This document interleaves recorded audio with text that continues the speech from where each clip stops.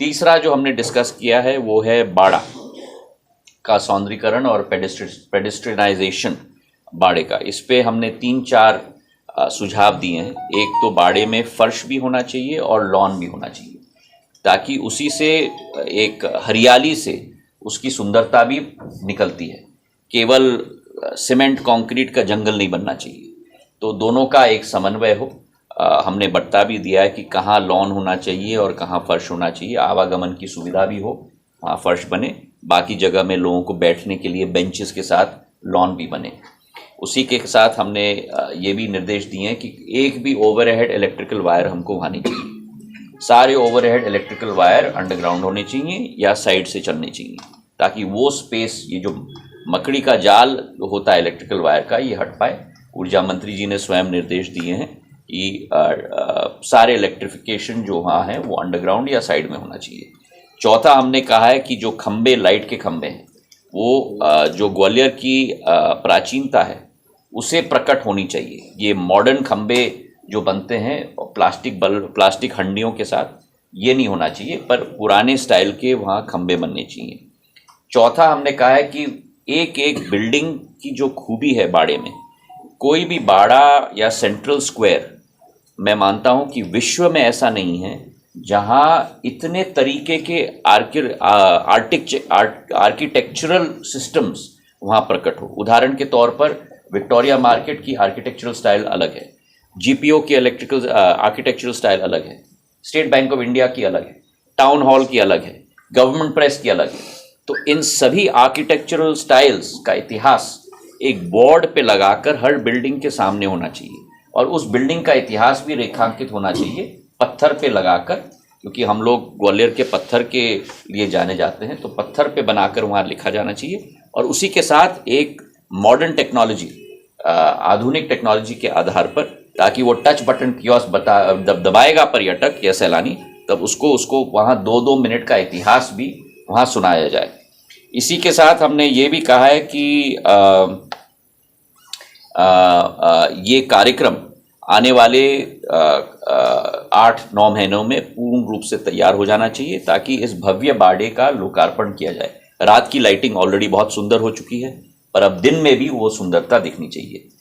5वां हमारा प्रोग्राम था गवर्नमेंट प्रेस का। अब वहाँ करीब 30-40% कमरे खाली हो चुके हैं सरकार के, बाकी सब भी खाली हो रहे हैं, और वहाँ इंडस्ट्रियल म्यूजियम हम लोग स्थापित करने वाले हैं। ग्वालियर की इंडस्ट्री की बहुत पुरानी इतिहास है, चाहे वो जेसी मिल हो, चाहे कारपेट का उद्योग हो, चाहे हम लोगों की ग्वालियर पॉटरीज हो, चाहे हमारी डेयरी हो, हमारी पोल्ट्री हो, सीमेंट फैक्ट्री हो, तो हर भाग का एक प्रदर्शन वहाँ किया जाएगा। ऑडियो विजुअल भी लगेगा। और सांसद महोदय ने बहुत अच्छा एक सुझाव दिया है कि हमारी महिला स्वयं सहायता समूहों की बहुत एक उत्कृष्ट क्षमता है पूरे प्रदेश में, उनके लिए भी एक जगह अलग से हम लोग रखें, ताकि महिला स्वयं सहायता समूह अकेले के लिए प्रदर्शन की एक जगह वहाँ रखी जाए। इसी के साथ ग्वालियर के लिए हमने 4 एंट्री गेट्स निर्धारित किए हैं, कुल मिलाकर करीब 9 करोड़ रुपए के। दक्षिण, पश्चिम, उत्तर और पूर्व, चारों तरफ से एंट्री गेट्स अलग अलग थीम्स पर। एक किले पर है, एक सास बहू पर है, एक तानसेन के मकबरा पे है, एक जयविलास पे है। तो ये आने वाले 2-3 महीने में पूर्ण रूप से तैयार हो जाएंगे। और फिर प्रदुम जी ने वहाँ भी अच्छा एक सुझाव दिया है कि एक एक द्वार जो थीम पे होगा, उस थीम का इतिहास भी वहाँ पत्थर पे लिखा जाए, ताकि बाहर आने वाला व्यक्ति जब वह रुकेगा टोल टैक्स देने के लिए या जो भी, वो थोड़ा पढ़ भी ले ग्वालियर के बारे में। तो ये 4 एंट्री द्वार मई के महीने से जुलाई तक चारों पूर्ण रूप से तैयार हो जाएंगे, जो भव्य एंट्री गेट्स ग्वालियर के लिए रहेंगी। इसी के साथ मल्टी लेवल कार पार्किंग जो गोरखी प्रांगण में बन रही है, इसकी भी हमने समीक्षा की। कार्बन सिंक बन चुका है, तीव्र गति से कार्य हो, ताकि इसकी भव्यता भी आने वाले महीनों में तैयार हो जाए।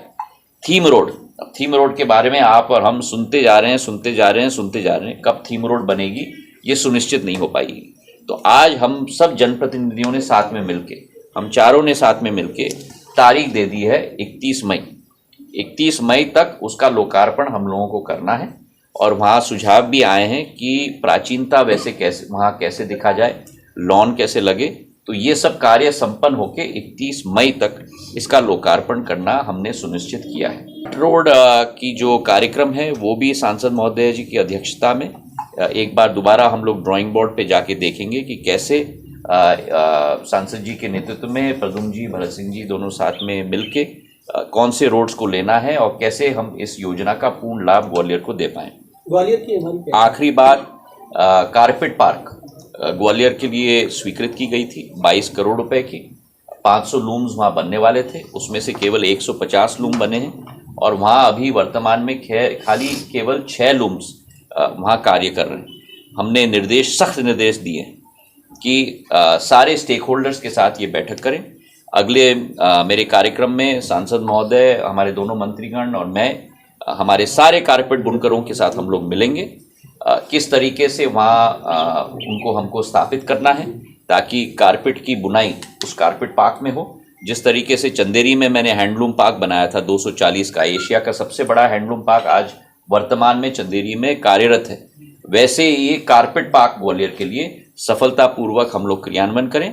जब ये 150 लूम्स वहाँ भर जाएंगे उसके बाद योजना हम लोग बनाएंगे बाकी 350 लूम्स के लिए जो केंद्र सरकार से हम लोग स्वीकृत करेंगे। अभी मैं तैयार नहीं हूँ वो 350 लूम्स की स्वीकृति लेने के लिए जब तक ये 150 लूम्स हम लोग वहाँ अपने कारपेट बुनकरों को स्थापित ना कर पाए। नहीं तो बड़ा ढांचा बन जाएगा और हड्डी पसली बन जाएगी और आत्मा उसमें खाली रहेगी और ये मुझे बिल्कुल स्वीकार नहीं है।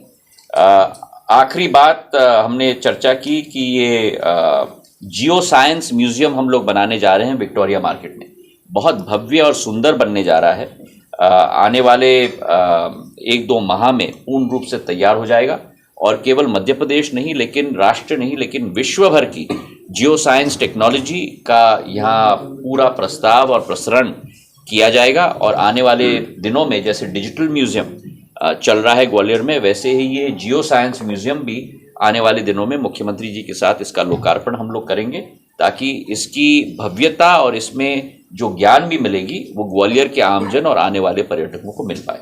और ग्वालियर का विकास सुनिश्चित है, ये मैं आपको विश्वास दिलाना चाहता हूँ। चाहे एयरपोर्ट हो 500 करोड़ की, चाहे रेलवे स्टेशन हो 450 करोड़ की, चाहे पानी की योजना हो 800 करोड़ की, चाहे स्वर्ण रेखा नाला पे एलिवेटेड रोड हो 1200 करोड़ की, चाहे इन सारी योजनाओं जिनका मैंने संदर्भ दिया है, हम लोग विकास और प्रगति के लिए प्रधानमंत्री नरेंद्र मोदी जी और मुख्यमंत्री शिवराज सिंह जी के नेतृत्व में संकल्पित हैं। देखिए ट्रैफिक के लिए मैं आपको बताऊं कि कोई शॉर्ट टर्म सोल्यूशन नहीं है।